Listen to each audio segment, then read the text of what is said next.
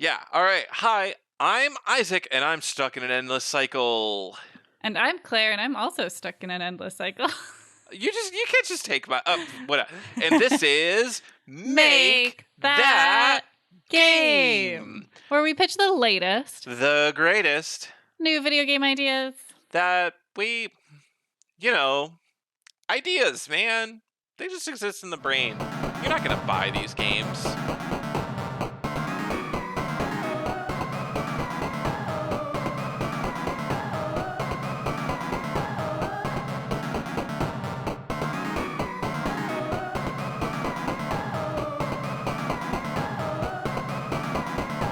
Or are you? Where are Wait, you? I didn't look at the camera. Or are Oh my you? goodness. Okay, great.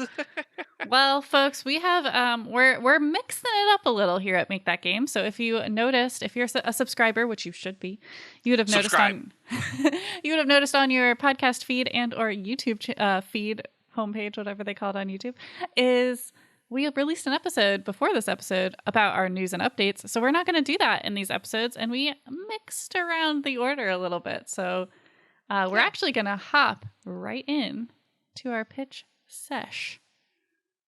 We're going to pitch those games that will never be made.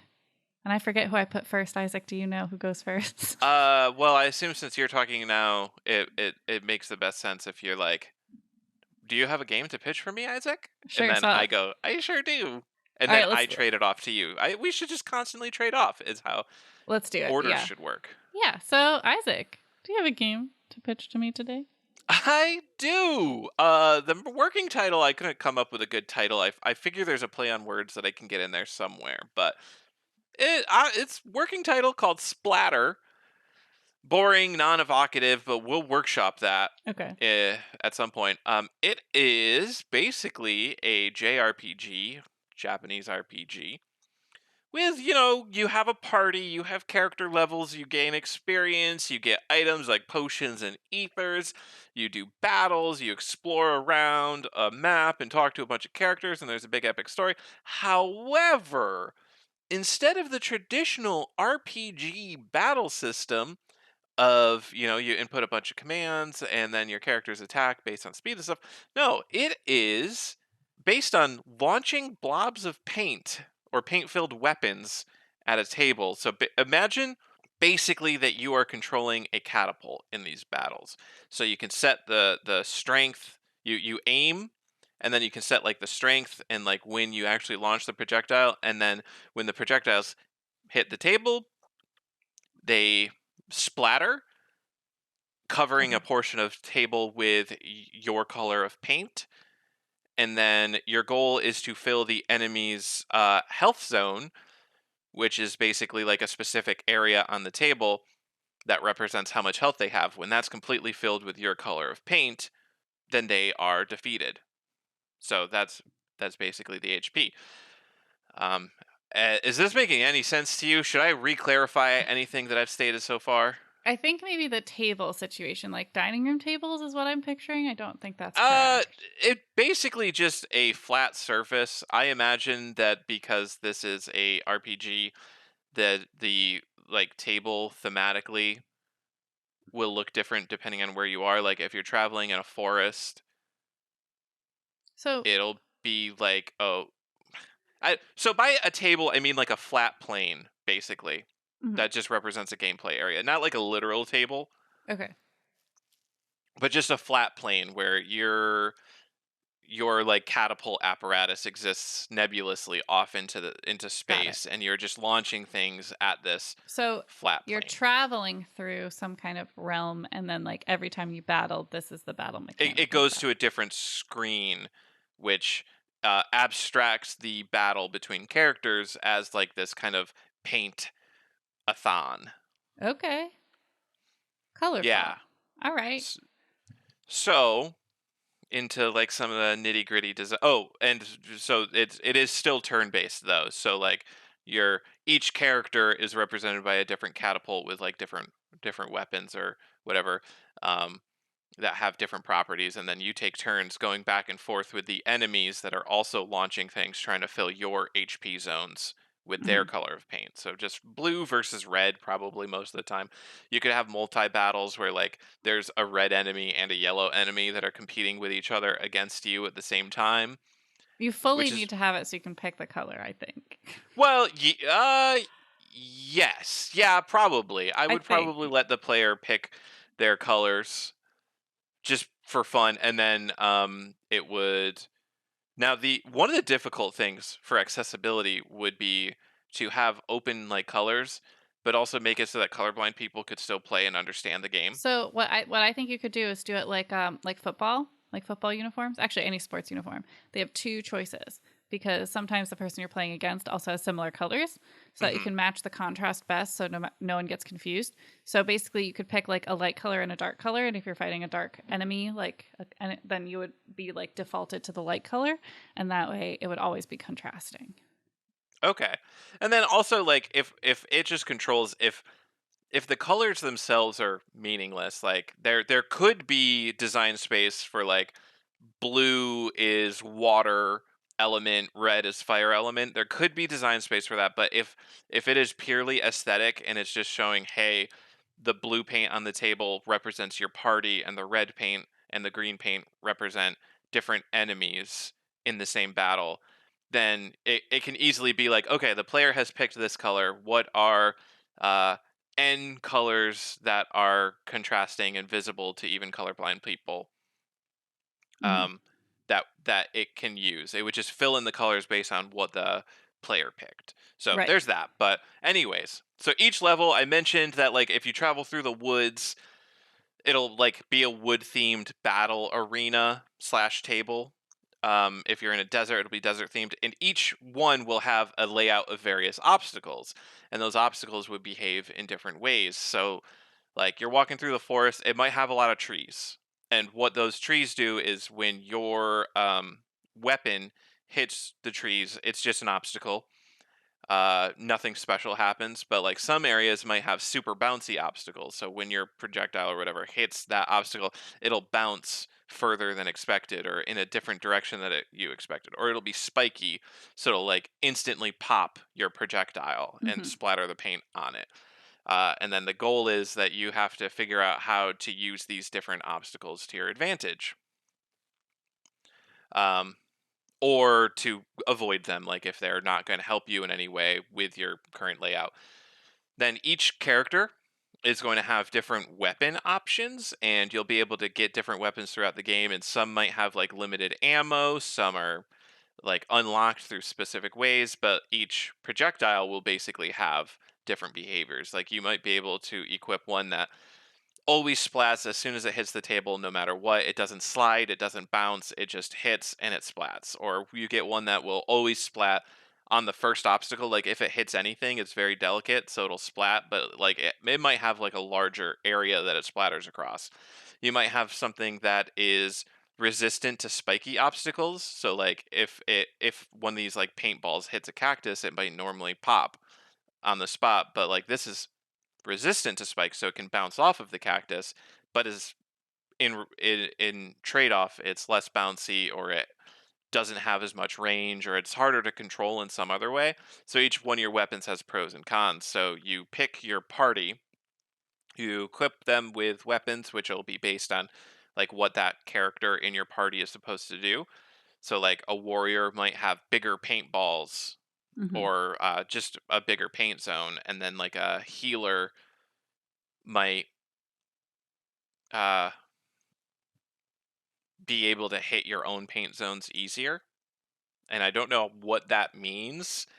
I didn't think about healers, but it's obvious. It seems obvious to me saying it that if your opponent's goal is to fill your paint zone, you can protect your paint zone by filling it with your own colors. So Hmm. there's there's got to be some kind of healing mechanism there, which I'll figure out. And then I keep saying catapults, but I'm imagining catapults like that's also a semi customizable like choice aspect. So like you can have a catapult that'll lob it onto the table, or you might have like a slingshot or something that'll like just slide, like Hmm. directly slide it onto the table.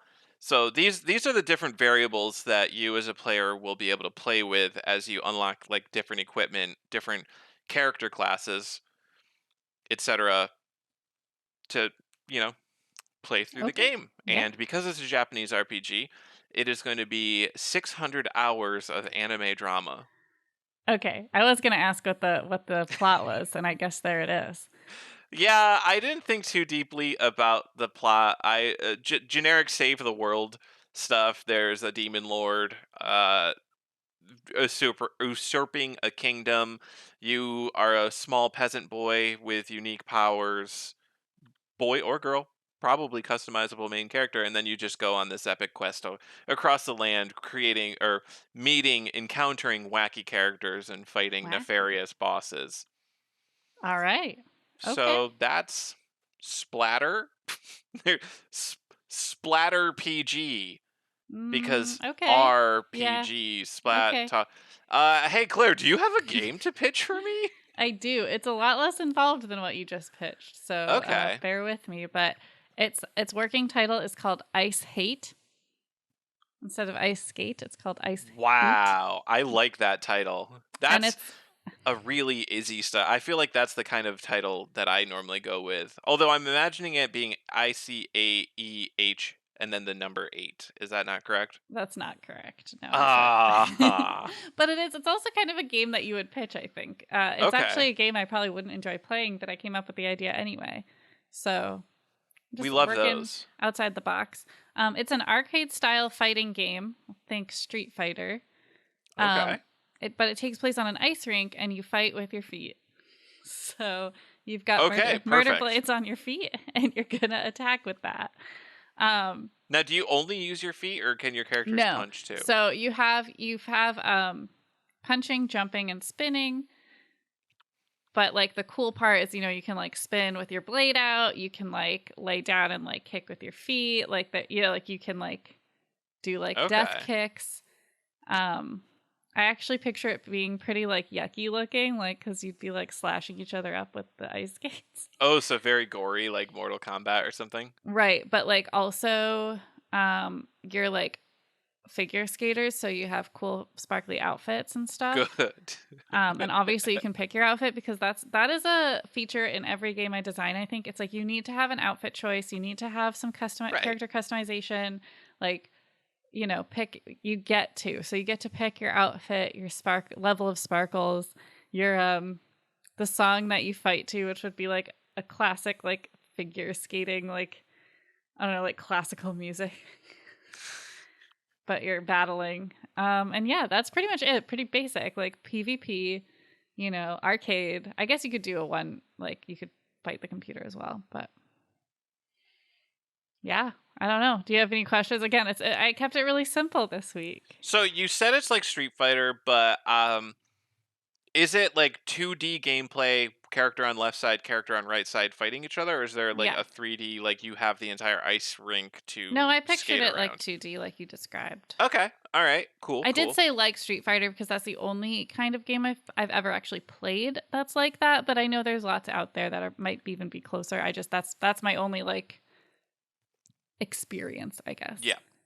No, it's pretty common for like fighting games to be 2 dimensional. I just know sometimes they go 3D, and I wasn't sure if you wanted the freedom because like if you made it 3D, and I'm just throwing this out there, you could also like have the player actually doing tricks like Tony Hawk skater style and like Oh my getting rated on gosh. it while fighting. That's actually really funny. I like bringing Tony Hawk into it.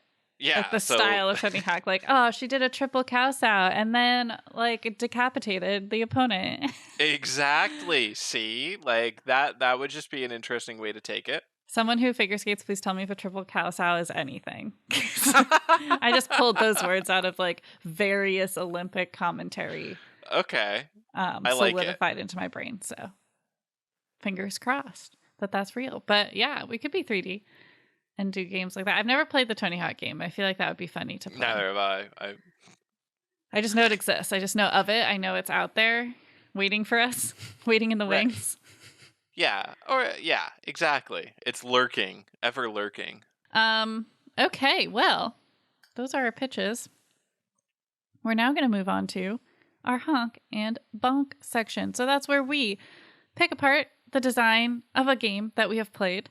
We honk the things we like, and we bonk the things we think could be better. That's how I like to say The it. things we don't prefer. The things we don't so much prefer in the game. Yeah, because I don't want to yuck someone's yum. Someone might Right. love what I bonk, but And sometimes in the bonks we come up with like ways it could be better too. Like, oh, wouldn't it be cool that's if, true. right? To our preferences. Yes. So yeah, that's what we're gonna do. Isaac, do you have a game to honk and bonk? You don't. Okay. I don't this week. That's okay. So I will say, as like a note to listeners, we're gonna start to potentially do less honks and bonks because personally, I'm starting to feel a little pressure to play a new game every week. Yep. And then I'm not really playing the games I like. Like I want to get back into Ori. I want to play like actually finish Oxenfree. And like I just don't have time to be doing a brand new game every single week. So, yeah, and then playing it enough to be able to honk and bonk it. It's not like I can just play 20 minutes. Yeah. And like every other part of this podcast so far is fun. So I want to make sure I keep it fun and I don't like start to hate video games. Don't want to burn out on our podcast. Right. So that's why. So there might be weeks where one of us doesn't have a honk and bonk. There might be weeks where neither of us have a honk and bonk.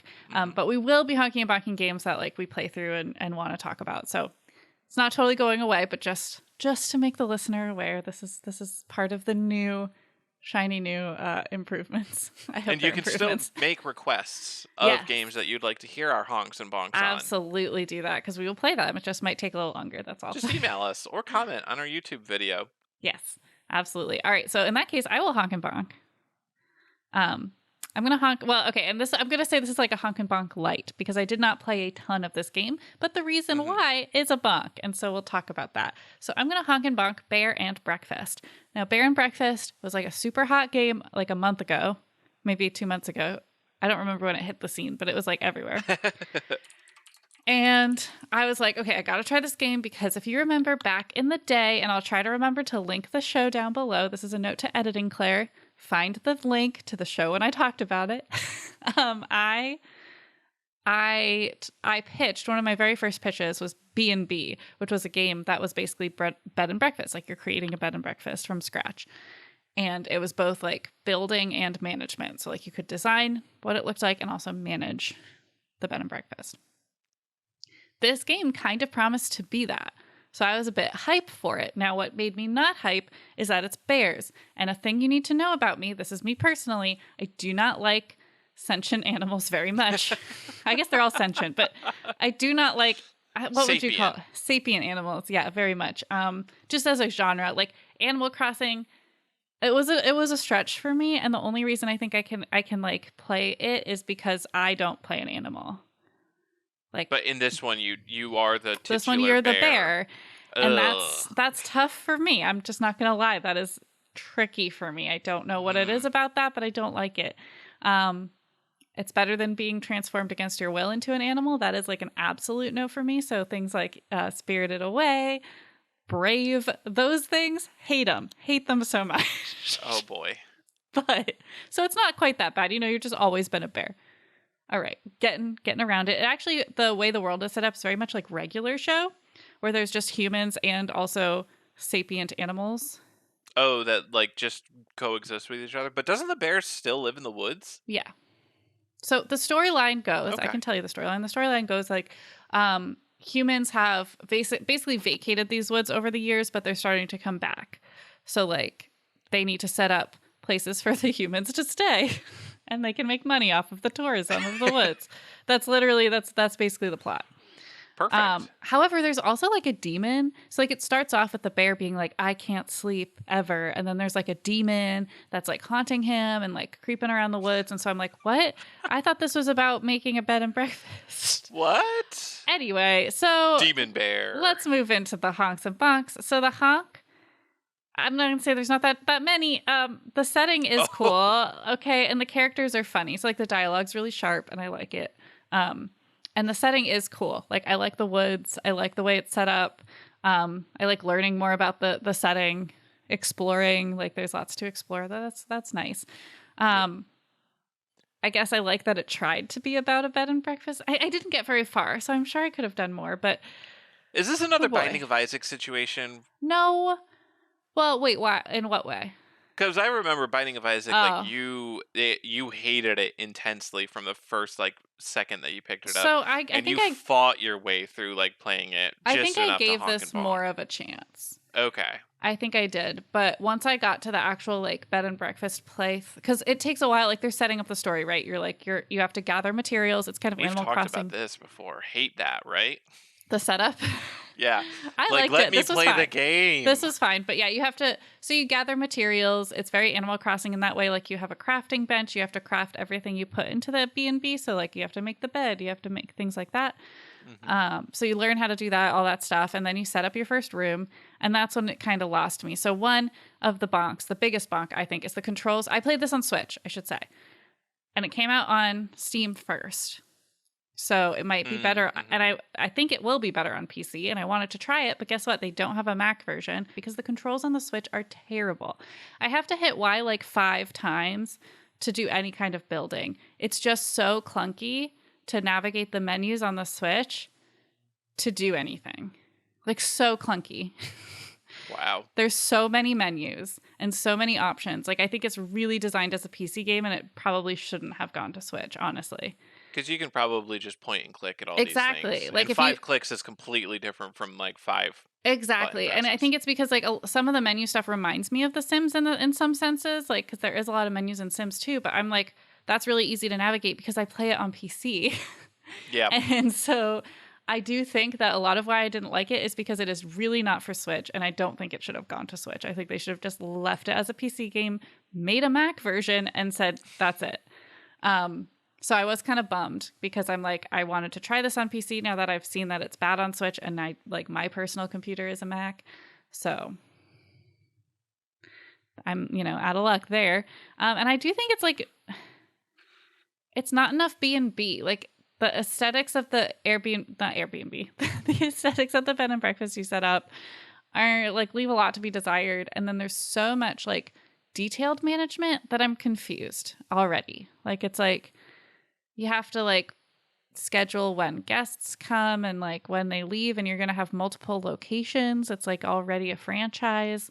And it's like, I don't know. It just was a confusing, like, I get that it's management, but I just didn't, I don't know. It's just confusing Hmm. and not like exciting confusing, like frustrating confusing. You just were not walking into this expecting to play a franchise management No, like I really sim. wanted it. I wanted it to be about one bed and breakfast in the woods. That's all I wanted. And now it's about like demons and like The old bait and tourism. switch. You ever just wanted to play a game where you make one bed and breakfast, but then demons show up? It's about demons Come and a on. franchise. I don't know. Yeah, it just wasn't. So sadly, Bear and Breakfast turned out not to be for me. If it does make a Mac version, I might actually try it because I think there's potential there, and that's why I was so hesitant to stop because I was like, but I think I could like it, Yeah.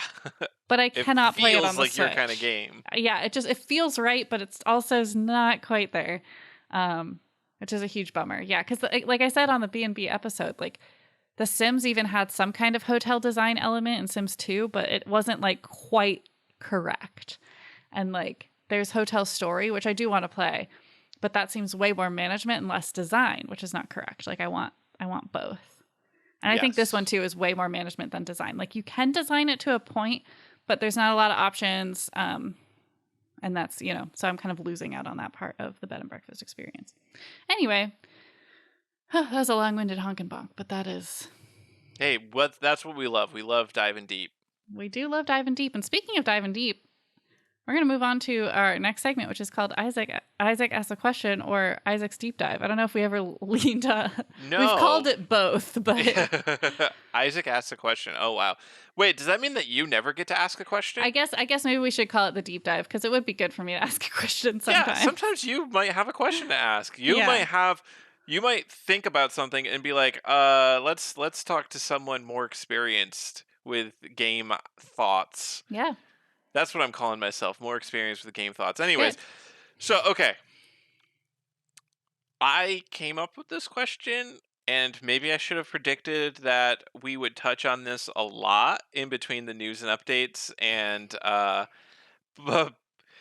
but here's the question that I came up with: What does it take you to, or what does it take to get you to replay a game, To replay a game. Okay. which we have talked a lot about when you gave your update about Yeah. Oxenfree, I know. and we kind of touched on it in this episode. I mentioned I'm stuck in an endless cycle, referring to No Man's Sky. Well, you're not replaying Um, No Man's Sky though. You're just continually playing No Man's I, Sky. yeah, I guess with like a literally infinite game, like with no Yeah. end, Or the like Animal replay Crossing. is Like a you little can't. different. Well, you can replay Animal Crossing and start over. Yes. But anyways, yeah, I would like to hear what does it take to get you, Claire, to like replay a game? Because we Yeah. also talked about you replaying Link's Awakening. So Right. it's even though I picked this before we recorded the episode, it has been a running line through I the whole know. episode. This I has know. been amazing, but we've It's a also maybe already perfect. covered the ground. No, I don't think so because we didn't. I All talked right. about what frustrates me. I didn't talk about what excites me or True. why I would be interested. So I think actually it's I surprised myself in wanting to replay games at all because as Isaac has Mhm. mentioned multiple times, and I have too, I am not a big repeater of things. Like I read a book, I read it. You know, Yep. um, Same. I don't do that, but I do like. There's some things I rewatch. Like I rewatch TV shows every now and then. I rewatch. I do want to. I've been reading Gideon the Ninth or the Locked Tomb series. Highly recommend everybody read it, please. And that I'm literally ready to reread it already, even though I'm trying to wait till the last book comes out to like hype myself up for the last book. But I'm like itching to go. So I think one, it has to be a story that I like, right? A story I want to go back to and do again. So like that's why I would reread a book. That's why I would replay a game. Like, I have a question. yeah, You did state in the news and update yeah, segment, or I guess yeah. episode, um, in Oxenfree, you love the story, but you don't like replaying through the story. Okay, so my other stipulation was time. Okay. Time really All right. matters. Okay. I would not. Yes. So one of the reasons I want to reread the Locked Tomb series, it's not that I want to reread the book I just read. I want to reread the first book in the series, which I read, months ago, which is still a pretty quick turnaround for me, I will say. But I just love that, And also because there's things I think I missed. Like I'm pretty sure I missed details, or now that I know certain things, it's going to be more interesting to read it, right? Okay. That's the same with a game. So like one of the reasons I want to replay Link's Awakening, that was like the first top-down adventure game I ever played. Like the Yes. first. And so it was a rough going sometimes, right? Because I just didn't know. I mean, I was learning how to use a Switch while playing that game. Like I'd never played the Yep. Switch before. And so like there was a lot of learning happening. I mean, my favorite anecdote, I think I've told it here before, but that I just didn't talk to people. I didn't know you were supposed to. So I just didn't. Right. And Isaac's like, "Oh, well, they're going to tell you what to do next." And I'm like, "Really?" Yeah. Also, I think there's the trading game aspect, which is in a lot of Legend of Zelda games. But like, if you don't yeah. talk to people, you don't get the items, and a certain And you item is need the required items, to progress past certain points. So it's like you have to talk to these Yeah. people to So find out there what was- items they want. Like I said, there's a lot of learning. I also played that game in 2020, so fully like 2.5 years ago. So Yeah. it's been a long time. I loved the game, right? So I love the story. I love the look of the game. And I know I could probably do it better and probably like do more things with it, right? Speedrun? Maybe. 40-minute speedrun. Let's go. I do. I don't know. I'm like tempted. I think also I will say SGDQ, or not just S, but GDQ, because ADGQ is coming, folks. Yes. I'm already February, hyped about it. I think. January. Really, February? Okay, January. I put it in the calendar. Don't you worry. Good. Can't miss that. We're hyped. We're getting ready. But anyway, so watching speedruns makes me want to replay games because I watch these people. They have to replay them like hundreds, thousands of times to get these things that are Yeah. cool. And I'm like, oh man, yeah. Like Kirby, I replay levels constantly now. Well, not now, but like recently Yeah. to get better and better and better. So I think there is this like achievement thing that draws me back. Like the reason I'm replaying Kirby levels is because I want to I'm 100%ing it. So it's like I've set a goal for myself. So I think the two things would be if I love the story, if I feel enough time has passed, and or if there's goals I'm looking to achieve that I haven't yet achieved. So like if I care about 100%ing it, or if there's like a side quest that I really want to do, but like didn't get to do the first playthrough, like those kinds of things. Now, what's interesting is that I do not have any inkling, and this could change, but I have no inkling to play Life is Strange games again. Like, at not all. even a Even little though they bit. have they try to entice you. They have multiple endings, I know. And like, again, branching story paths, it could and change, right? Like, I could change my mind. Maybe it just hasn't been long enough for those games. Maybe I need more time in mhm. between. But something about them just feels done to me, like that I did it. Like, I think the stories are interesting, but maybe not enough that they're cozy for me to want to revisit. Mhm. And I'm not really tempted They're by the not really extra. cozy stories, especially No, Life is but Strange 2. no, and I think there's like this like comfort of repeating something, right? Like Mm, when I mhm. repeat something, like so I rewatch Gilmore Girls like multiple times in my life. It's because it's a comfort to me to Yes. expect the story, and it's like I don't find it comforting to like watch someone be like beat up on the side of the road, a la Life is Strange too. Yes. So it's like it was a rough story. I feel like also I did end it. Like I know there's multiple endings I could get, but I already told that story in a way. Like I told it the way I played, and like replaying it would almost like invalidate that ending. I mean, that's Mm, not mm. true, but that's kind of what's holding me back. So yeah, those don't interest me in replaying. Whereas things like Link's Awakening, like Kirby and the Forgotten Land, yeah, those do. Oxenfree, sort of? Like, I don't know. Oxenfree, You seem like torn on it. I don't. So with Oxenfree, I wouldn't count this as a replay because it's like part. Like You're right. again, You're still. It's designed for you to play it's this weird. multiple times And like yeah, so if that. you want Yeah. more details on that, listen to our news and updates episode. But yeah, that's different. Like I would count a replay as me starting a new game file on that and actually starting again. And I don't Okay. think I would do that. Okay. Gotcha. At least not Gotcha. yet. Maybe in like 5 years. Although they're didn't they release a new one? Oxenfree 2? I think so. Hold on. Let Or it's me coming clicky out. clack. So it does have a release date for 2023. Yeah, so I would play that. But that's Okay. not the same thing. Yeah, and That's that's just playing a definitely not sequel. replaying. Yeah. That's a different um game, actually. yeah, anyway. All right. So that's my answer. That was a long-winded answer, but Isaac, what about you? What makes you want to replay a Um, game? in 2022, I don't think anything. So, okay. We have talked about on this podcast Dragon's Dogma is a recent one that I tried replaying and I got to a certain point in it and I just have not felt an interest in picking it back up. Chrono Cross, I was very excited for like the remaster for the Switch. When that came out, I played it for a bit and then never picked it up again. And this is a pretty constant thing. This is the endless one of the endless cycles I'm stuck in. It just I don't know. There's not a lot of things that will entice me to replay something that I'm done with at this point in time, especially because it's already a little bit of a chore for me to play games in the first place when they have, you know, when the startup is 75 minutes of cutscenes before you get a single moment of gameplay. Uh-huh. I don't think I would ever be able to replay Horizon Zero Dawn for that reason Would you because replay it if you could skip that? If you could skip if I through could, it? yes. Yeah. So I'm actually gonna so instead of like giving my reason for replaying a game, I'm actually gonna deep dive into like some incentives that I've seen and kind of break those down. Do you agree with that? Is Sure. that okay? Yeah. So a lot of games will have what's called a new game plus. So Dark Souls does this. Basically, it takes the game. It might change a few things like story wise, but for the most part, it's literally the same game but harder. Um, every time you beat Dark Souls or like Elden Ring, you can play their new game plus, and then you beat it again at new game plus plus, which is even harder than new game plus plus plus, and it gets ridiculous like new game plus 999, which Hmm. is 999 pluses that you've beaten the game 999 times. And I don't even know if it caps that. I don't know if you can get in the thousands, but that's one way to do it. Just like give them because the core gameplay loop is what really appeals to people in these kinds of games.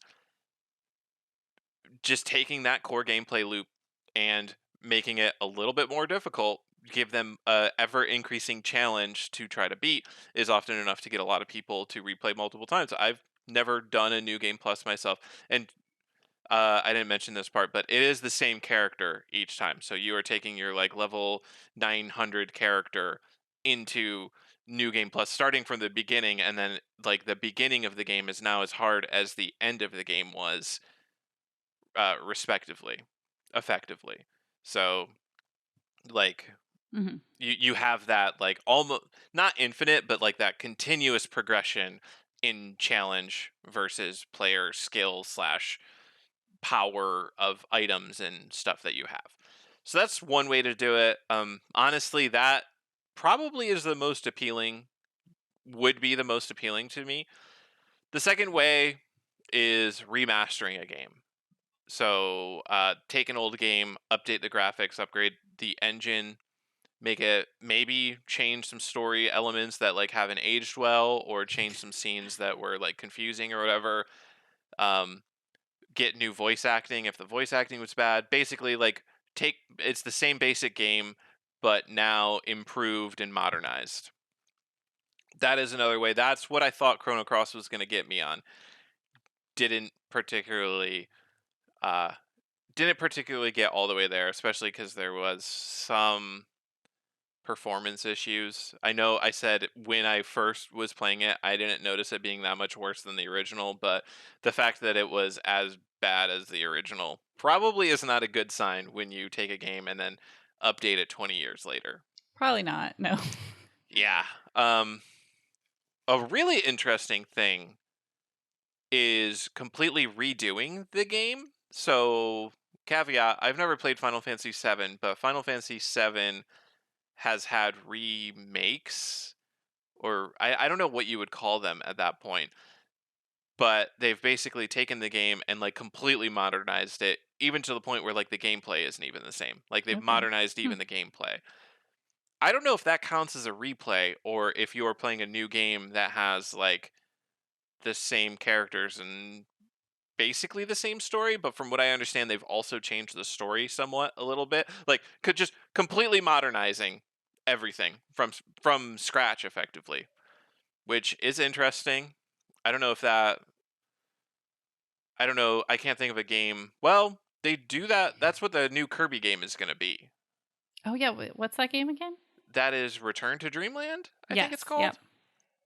So when that comes out, that is actually what that is going to be. I have not played the original, so it'll be brand new to me. Um, but I did see a speed run of it recently. Return to Dreamland? No. Yes, Oh, the yeah, old one. the original Okay. game, I was not like, not I the don't new think remake. that'd It's be not out yet. impressive if We they would could do know. that. Yeah, They somehow got their hands on it and already can do a speed run. That I would be impressed. I would be very impressed. yep. And now I'm thinking about it. So going back to New Game Plus, speaking of Kirby's Dream Land, the original Kirby game on Game Boy, was one of my first video games.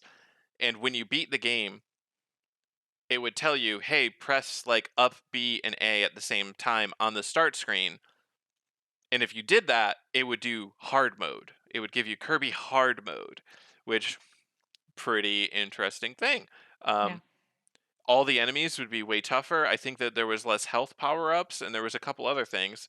And I played that a whole bunch, and I was like 5 years old, so it was actually extremely difficult. And I'm not sure if I ever actually beat the game on like their new game plus mode. Ooh, well, you can try As a now. child, I was a lot more willing to replay games endlessly because you have a Game Boy and you've got 3 games. What else are you gonna do? And I think that's just also a brain development thing. Like as kids, part of learning is repeating. Oh yeah, that's why kids watch like Frozen like 10,000 times. Exactly, exactly. Yes. So I think that's just a feature of being young that, Yeah. that that kind of lends itself to replaying games more than you might as an adult. Yep.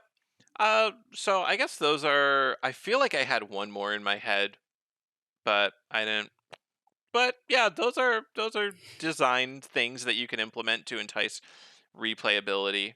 Yeah. I mean, oh, the third one is like a roguelike. I'm not sure if I consider that like Replaying. replaying because the entire idea is that every time you play it, It's it different. is going to basically be a completely unique experience because it is a completely randomly generated what enemies are where, what the level layouts are, what items you get, etc., etc. The goal is that you play it 100 million times because that's what the game is, and it's infinitely not infinitely variable, but I do kind of want to very say, variable. and I think this connects to what I said about like goals, like say like, oh, I want 100% this or I want to collect. It's like adding collectibles that you can go back and get, which is one of the things that makes me replay Kirby a lot.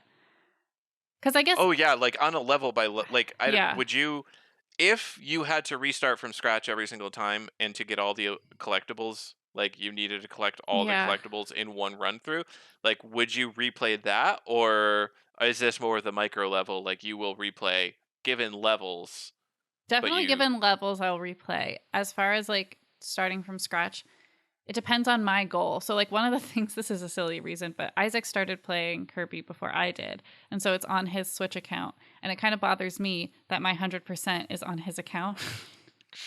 Like, that's like, that like eats away at me a tiny bit. And it's like, oh no. so, but to get it on my account, I would just have to do it on my account. I just have to repeat that. And I also want to try to speedrun Kirby in the Forgotten Land after watching the speedrun on this past SGDQ. So so I would, but I think it's a very unique case where I Mhm. just freaking love that game. Yep. I actually just thought of one more thing, and this ties into some things that you were talking about. So this is going to wrap it all into a bow. Good, good. Chrono Cross. When you beat Chrono Cross, so Chrono Cross has a ton of different endings. That's the one that I was thinking of. Tons of different endings makes you want to replay, so you play the game to get new endings depending on new choices or whatever. Chrono Cross, when you beat the game, you can do New Game Plus. It doesn't actually change the difficulty at all, and it does restart your character from scratch, if I remember right. Maybe it doesn't restart your character from scratch. It's been a while, but you restart the game, but now you have the fast forward device so that you can zoom around the maps really fast. Like it literally fast forwards the game. You can skip cutscenes, you can do all that, and it basically is tailor made so that you can go through the game and get all the different endings. Also, in this new game plus mode that it's got, you can go, there's a certain area where you can go fight the final boss whenever you want. And Oh, when you beat the interesting. final boss, that kind of triggers the new ending. So the game is divided into chapters. And at every chapter that you beat the final boss, it gives you a different ending. So, like, you can start the new game with only your main character, run straight to that area with the fast forward mode, And skip through all just, the early cutscenes, yeah. fight the boss, and then it gives you an ending. And if I remember correctly, the ending is basically like, since your quest never escalates to the point where the world is in danger, no one knows that you saved the world. So like you're kind of like just this nameless bum basically, instead of like the world saving hero. Mhm. And none of your party members like recognize you because you never meet them, etc., etc. Because like the entire game never plays. You just wake up one morning, go to the beach, and kill the universe destroying god, and then Wow. no one ever knows. Amazing. But Okay. that was a good way to get me to replay. But all right, I'm done now. We can continue. Awesome. All right. Well, that means we're on to our final segment, which, like I say every time, my favorite segment is the rapid fire round. I'll generate 3 random words. We have 5 minutes to create a game out of those 3 words. We have to use every word, but we can be pretty creative with the way we use those words. Isaac, are you ready with the timer? I am ready with the timer. Hit me with those beautiful, beautiful words. Penalty, Okay, penalty. ranch, Dressing. pop. Penalty, Ranch flavored soda? ranch, pop. All right, so I was thinking pop like pop music, but I like ranch flavored soda as a thought. I'm good. I'm glad that happened. I'm glad we have that. We have put that into the universe. Nope. All right. Okay. This is going to be very esoteric, and I'm not sure how it's going to come together into gameplay. Okay. This is completely out there. Um, kernel. So it's popcorn, right? Okay. Yeah. But it's cows. So it's like all these cows that are Okay. like popping up into the air, and you have to catch them. Okay. But sometimes there's like a bad kernel, and you get penalized for catching those. So you want to catch all the good kernels of popping cows Yeah. and Okay. not get the bad I ones. think we're like too far into this idea for us to even conceive of another idea. Like that's just Oh, so did I ruin it? Did I spoil it? that's just so much now that like we have to work with it. I think I'll take your popcorn cows. I'll take that. I need something stronger for penalty, though. Oh, wait, no. Okay, so you're trying to collect the cows, but not collect the bulls. Okay. So, but like that's not penalty to me. Like penalty needs to Oh. be something else. Like that's just gameplay. Like I guess so a penalty, let's walk through like that means like I've done a bad rule and then I have to be in like a penalty box. So maybe like and like the usually the punishment of committing a penalty is either having to sit out so you're not playing the game. So it could be like you sit out for a certain amount of time. Or sometimes it's like the other team or whatever gets to like take a shot or whatever the game you're playing is. Mm-hmm. So how can we work that element? I guess because to me, just having it be like don't collect the bowls is like that's just that doesn't say penalty to me, right? Right. So now I'm thinking of Kirby Dream Drop Buffet, where you like in the battle royale mode, if you fall off, Mm-hmm. you get held for like Right. three seconds or whatever, and then popped back in. And all that time, the other players are collecting Yep. berries and getting a higher score. So that's kind of what I'm imagining. It's a Okay. bunch of players trying to catch as many Yeah. cows as possible, and then if they catch a bull, they have to sit out And watch and they everyone can't else. Yeah. catch. Yeah. Yeah. Let's do that. That's so. This is a like a It, party game. Party. yeah, Party. just a Party party game. cow popcorn.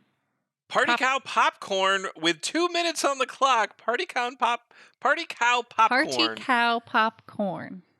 Yeah, Yeah. we nailed it. Time that was the Time. time. Time. 2 minutes left. All right, All I'm right. ready for the next 3 words. Woohoo! Let's I'll get try 'em. not to monopolize the idea with my really weird one. No, that's fine. I liked it. All right. Cold. Okay. Relative. Okay. Modest. Cold. Relative. Modest. So I will say the worst thought that I had, which I think I should share, when I saw cold relative was dead people. Okay. So it Okay. could be at a morgue. Okay. I don't know. So a Victorian morgue worker. Sure. The Victorian is because, that's when we think of modest dress. Okay. So you, yeah, Sure. that's Sure. where I'm going with that. Yeah. You're working at a morgue, and what do you do? Do you solve mysteries? Morgue mystery. Maybe you talk to the dead people, Yeah. Yep. and that allows you to solve mysteries relating to their deaths. So it's the show about pie. What was that show? Oh, like the guy who Pushing Daisies. That's the show. yeah. Yes. I remember watching one episode of that show. I liked that show. It was very Yeah. weird, but I liked it. Except it's set in Victorian times. Yeah. And So the relatives, so it's like the relatives are like, I think this person died in a suspicious way. And then you have to like summon the ghost of them and they talk to you and then you get to like solve a mystery. yes, and sometimes it's the relatives who did it. Obviously. Got to be. Yeah, and so they don't come to you. You just realize that the corpse seems to have died in a mysterious way. Because at the morgue in the Victorian eras, I'm pretty sure they would also do the autopsies. I don't know when autopsy started. I think around Well, then. I'm basing it entirely on Carnival Row, where they were doing autopsies, and it was pretty Victorian. I know there was a shift because it started with like a body's assumed dead. We don't touch it. We don't do anything with it. That's bad. That's bad news. Yeah. And then people started to get more intrigued about like reviving people who had seemed to die because like often they weren't actually dead yet, but they would just let them die. Oh, that's fun. That's gruesome. Okay. Yeah, well, that's the little grave bell everyone hears about because like, oh yeah, it was like and very the hard to scratches tell. on the inside of the coffins. Yes, because people couldn't tell if they didn't have a lot of like good skills to tell if people were actually dead, and they didn't want to touch dead bodies very much, so they just kind of were like, oh, probably dead. Yeah. But then they started to move into more of like the science era where they were like just very curious about what was going on in the body, and that became less. They became less squeamish Taboo around the dead. So I don't know what time. I like that's like the like anecdotal. I don't know about so the time. worst case scenario, as we make this game, right in the development process, we find out that autopsies were actually way like later. We just say, "Oh, this is the unknown story of the first Yes, a very autopsy advanced giver." doctor. I think that's totally fine. And Yeah. we could call it relative murder. Relative murder relativity. We can call it, is that a ghost in my house? No, wait, no. We're going. Is that a ghost in my house? I'm keeping it. With 1 minute and 30 seconds, I'm calling time. Okay. Is that a ghost in my house? The tale of the first mortician who did Good. autopsies to solve murders, and also talked to ghosts. Perfect. Okay, are you ready for our final 3 words? I absolutely am, but I don't think we're gonna top. Is there a ghost in my I house? don't think so. All right. Plaintiff, difficult, Okay. articulate. This all connects. This is this is just Lawyer the game. this is Lawyer the game. Has there been a It's lawyer Phoenix simulator? Wright. Yes, Because yes. there is. The Phoenix Wright series, which is an anime game, and it's got a lot of memes about it because like one of the things that you can do is like object, and then your character goes objection, and like it has voice acting, and like a big thing comes up, Good. and that's when you catch the other lawyer / witnesses in lies and stuff. So basically, this game is just the Phoenix. So I think Wright. let's like to make it interesting because it's plaintiff, difficult, articulate. So maybe it's like the plaintiff. I don't know enough. Is the about plaintiff courts. the one I being know. accused? I was asking that. I don't know. I'm gonna Google it. I don't know. Yeah, I just know it's a court thing. A person who brings a case against another in a court of law. Okay. So the defendant is the accused. Oh, that makes sense. So So the the plaintiff plaintiff is is the like- accuser. So I guess you'd play as a prosecutor, right? Not a defender. Yes, which I think is the unique thing because I'm pretty sure in Phoenix Wright you are the defender. No, I've never played Phoenix Wright. Yeah, but yeah. So Sorry, you would play, gamers. So you'd play a prosecutor, and then it's difficult because that's just a difficult place to be because you're trying to put someone in prison, and that's just ethically, a challenge. Yep. No, I think that's it's a courtroom simulator. You play a prosecutor. So let's try to describe some gameplay so that we're not just saying it's Phoenix Wright. You've played it, right? Because I haven't actually played it, so I don't know what the gameplay actually is. So, the best part about Law and Order is when they go to collect evidence, in my opinion. Okay.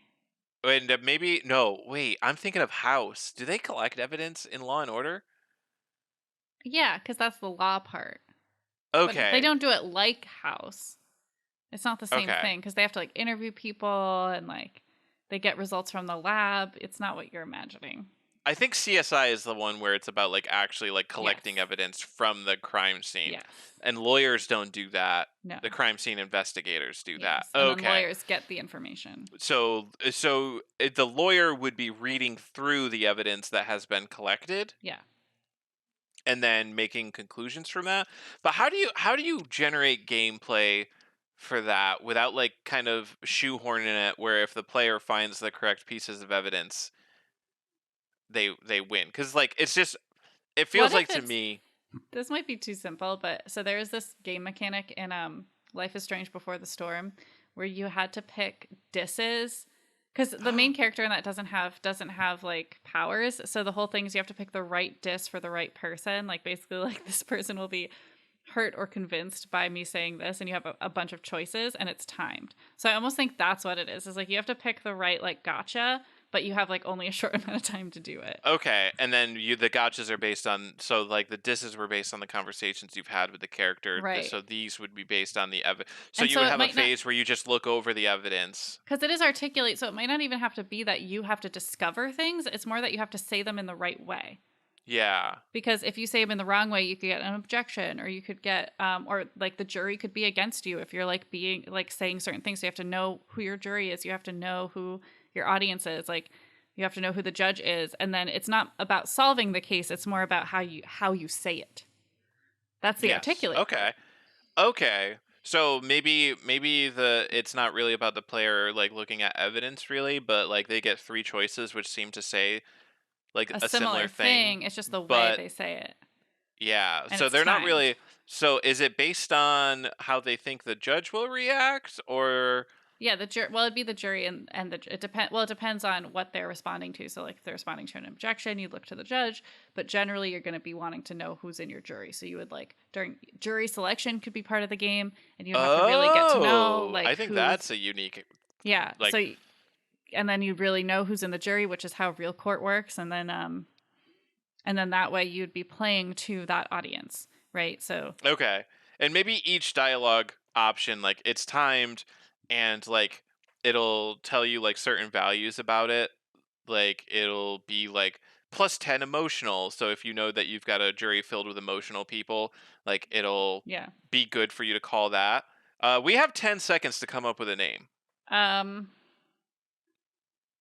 I object. I object with 3 seconds left. Uh, I don't. No, because you're. It's not really about you objecting. I It's know. about you stopping the objection. Did we fail our first ever rapid fire round? I guess we didn't name it in time. We didn't name Prosecute. it in We just time. call it prosecute. No, Prosecutey. it's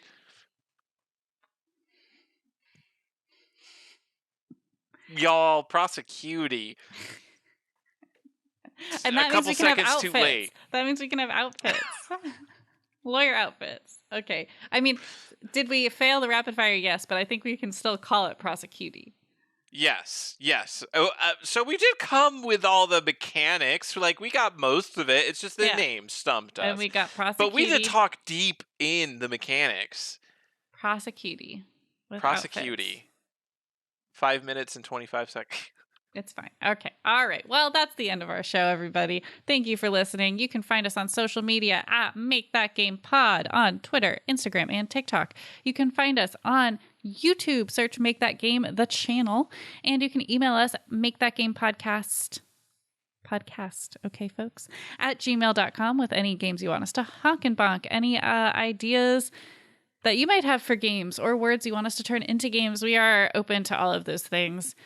Thank you so much for listening. And if you heard a game today that you think should exist out there in the world, we encourage you to get out there and make